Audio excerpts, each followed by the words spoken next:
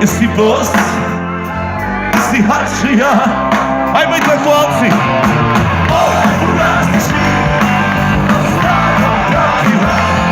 Jesi bos, jesi hačija.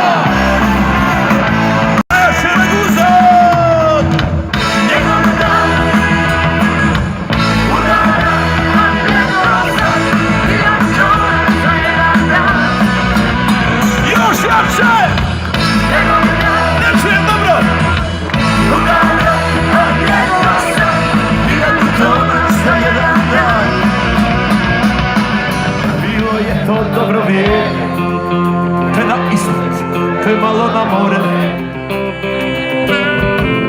U kući puno smije, u maši. Thank you, Wembley. Vozi komšija prav. Govorio lepi da će Raguza, more je prav.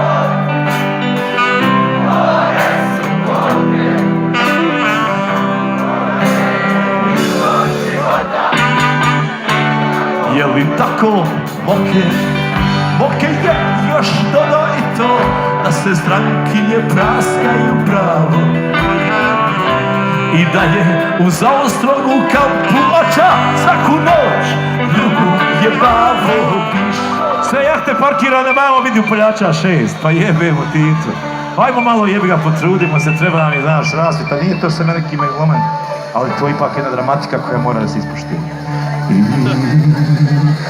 Dok su pišanje unosili u hitnu, on ugleda mjesec iznad sebe i reći: može tako, neki mogu gore, a ja išu ga ni na more. Poslije toga je pao u nesvijest i više nije mogao čuti kako se još dugo na nebu smijao mjesec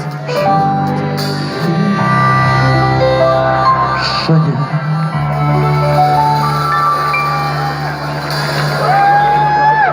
Doći čas ga govoram bregniš i šuta. Hvala ljudi rasvjetni, hvala ljudi puno, šta ćemo? Možeš kad je babo direktor ili da se treća godina prava, onda će znati da si nitko ili šta.